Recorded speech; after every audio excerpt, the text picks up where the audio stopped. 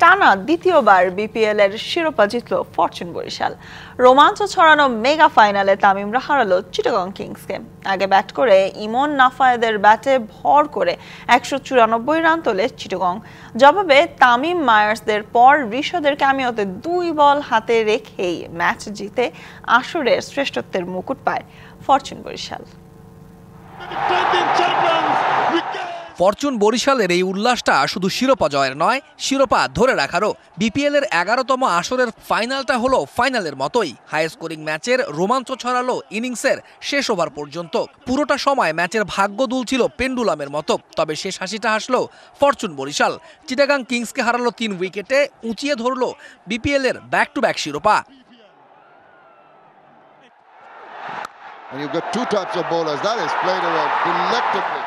Mirpur home of ক্রিকেটে বরিশালের বিপক্ষে টস হেরে ব্যাট করতে নেমে 2 ওপেনার খাজা নাফায় ও পারভেজ ইমনের ব্যাটে উড়ন্ত সূচনা পায় চিটাগং কিংস। তানভীর মায়ার্সদের রীতিমতো শাসন করেই রান তুলতে থাকেন এই 2 ব্যাটার।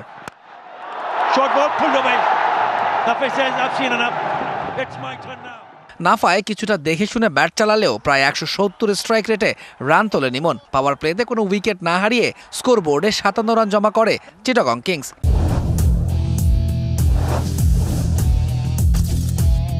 30 বলে অর্ধশতক তুলে নেন ইমন। 11 ওভারেই 17 রানের কোটা পার করে চিটাগং কিংস।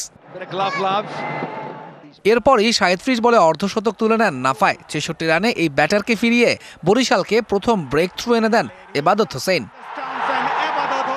3-এ নামা গ্রাহাম ক্লার্কও সচল রাখেন রানের চাকা। তবে মাঝে কিছুটা স্লো ব্যাট করেন ইমন। ক্লার্ক 23 বলে 44 করে ফিরলেও এক প্রান্ত আগলে 4 ছক্কা ও 6-4-এ 78 রানে অপরাজিত থাকেন পারভেজ ইমন। 194 রানের পুঁজি পায় চিটাগং কিংস। জবাবে তামিম ইকবাল ও তাওহিদ হৃদয়ের ব্যাটে দারুণ সূচনা পায় বরিশালও। হৃদয় রানের গতি বাড়াতে না পারলেও চিটাগং বোলারদের তুলোধুনো করে রান তুলতে থাকেন তামিম ইকবাল। পাওয়ার প্লেতে কোনো উইকেট না হারিয়ে বরিশাল তোলে চিটাগাংয়ের সমান 57 রান। 9-4 ও 1 ছক্কায় মোটে 24 বল খেলে হাফ সেঞ্চুরি তুলে নেন তামিম ইকবাল। অবশ্য এরপর আর বেশিক্ষণ উইকেটে থাকতে পারেননি তিনি। শরীফুলের শিকারে পরিণত হওয়ার আগে তোলেন 54 রান। আরেক ওপেনার হৃদয় থামেন 32 রানে। ইনিংস লম্বা করতে পারেননি মালান, ফিরেছেন 1 রানে। দারুণ শুরু করলেও 16 রানের বেশি তুলতে পারেননি মুশফিক।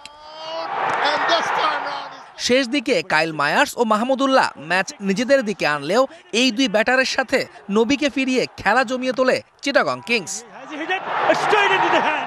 শেষ ওভারে বরিশালের জয়ের জন্য প্রয়োজন ছিল 8 রান। তবে ওভারের প্রথম বলেই তালাতকে ছক্কা হাঁকিয়ে দলকে জয়ের দুয়ারে নিয়ে যান ঋষাদ। আর শেষ ওভারের 4র্থ বলে ওয়াইড হলে ব্যাক টু ব্যাক শিরোপা জয়ের উল্লাসে মাতে ফরচুন বরিশাল। তৌহিদুল ইসলাম, ডিবিসি নিউজ ডেস্ক।